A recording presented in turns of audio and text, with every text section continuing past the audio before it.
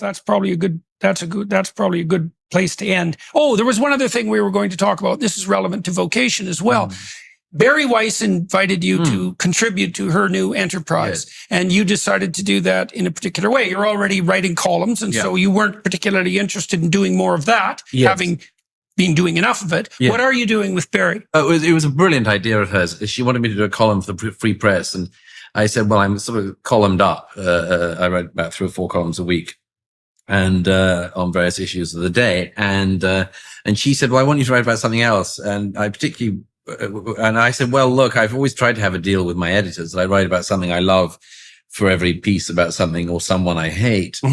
And actually the equilibrium has never been quite right on that. There's much more news coverage in the things that annoy you. But nevertheless, I do try to write about things I love. And it was Barry's idea. She said, well, look, whenever I'm on a stage with you, you always sort of seem to have things you can pluck out of the air, quotes, from things. Why don't you just explain why you got them in your head and where they're from and why you think they're worth having there? And so we came up with this idea. And every week I write a column about a poem I have by heart. Sometimes it's a longish poem. Sometimes it's a few lines. And really it's about why it's up there. How much poetry do you know by heart? Well, I'm doing 50 poems for this year. Ranging from, it's mainly within what you'd think of as the classical canon. Western literature. So why did you start doing that? Well, there's several reasons. One is if there's something I read which hits me in the solar plexus, I want it up there. That's a very strong. I think. I need that. Do you know why you need it? Well, then there's that. The answer to that is, and I actually addressed this in one of the opening columns, there were several people who made a great impression on me when I was growing up. One was a sermon I heard from Terry Waite, who was a captive in Lebanon in the 80s.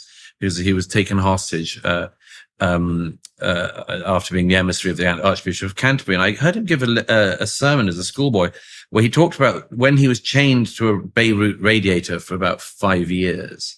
Right. One of the things that made it bearable was that he had 4 quartets by T.S. Eliot in his head.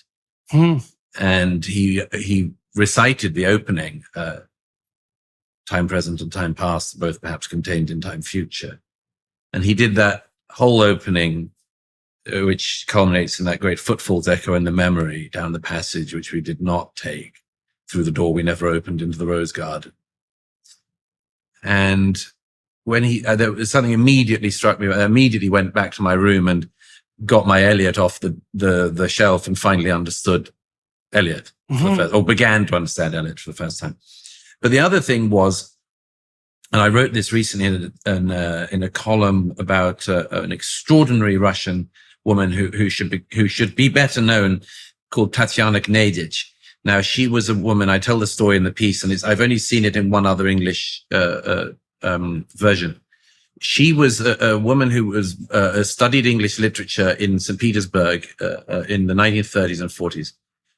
In the height of the terrors, she was actually denounced at her university because one of her forebears had translated, I think it was Ovid, into Russian. And she was very proud of this forebear, but somebody denounced her as having noble lineage, of course. Oh, yes. So she was denounced and thrown out of the university. She was eventually allowed back in. And to cut a long story short, but it's an amazing story, she ended up, after she was at the siege of St. Petersburg, her house was burnt down and her mother was killed. In about 1944 or so, she handed herself into the authorities. She'd got it into her head that wanting to go to England constituted activity against the state. That was how bad it was, the sense that you were doing wrong. It's like trying to leave California. Right. She handed herself in and she was given straight away 10 years in Gulag. And she, on the night she was at the holding prison, she was told by the guard, there are books in the prison before you're taken to Gulag. And you could, and she said, shut up, I'm working. And he said, what are you working on? She said, I'm translating Don Juan of Lord Byron's in my head. Now, the poem is 17,000 words long, 17,000 lines long. And he said, okay, I'll give you a piece of paper and a pen and I'll come back in the morning. And when he came back in the morning, she had translated into Russian all of the canto in which Don Juan goes to Moscow. And he laughed uproariously at the brilliance of this translation, the humor of Lord Byron, that she had exactly done in verse, in Russian, in the same rhyme scheme, that the very complicated rhyme scheme that Byron uses in the English original. So he said, if I keep giving you paper, you think you can finish it. She said, yes. It took her 2 years and she was in a cell on her own and they gave her the paper. And at the end, the guard allowed 3 copies to be typed up and gave her one, then sent her to Gulag for the next 8 years. And she completed her sentence. And when she came out of the Gulag, she had her pile of papers and she went to a friend's house and there was an apartment and 5 people were living in the room and she joined them and she stank of the Gulag by all accounts, as did her manuscript. But she then typed it up again with the revisions she'd made in the Gulag.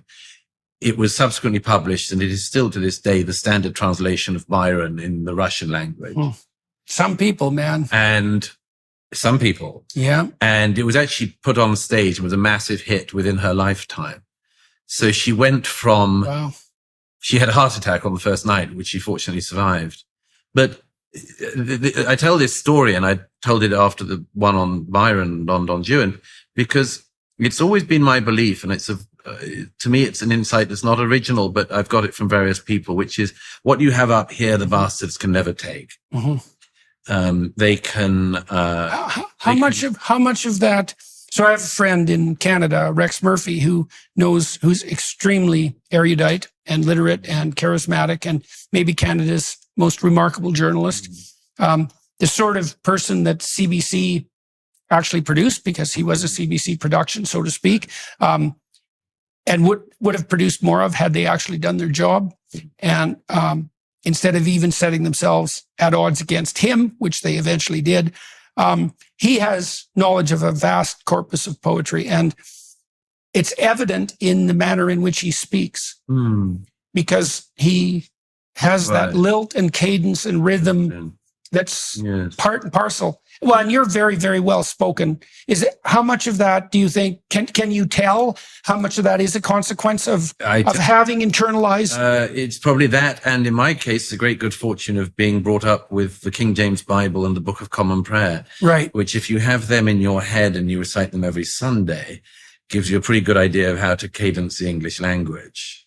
Right. Right. So that's an extension of the same thing in some real sense. Yeah. But I do think that, I think that, and I don't know, as I say, I got it from various people when I was growing up, but I think the sense that you have to furnish your mental furniture and you have to furnish that well with the best things, because you might need it someday. Yeah. It's more in like, fact, you'll need it any day. It's more like a tool house than furnishing. Absolutely. You bet. You'll need it any day, but there might be a day you really need it. So far, I've managed not to be chained to any radiator for years upon end, but I like to think that I could try to get by.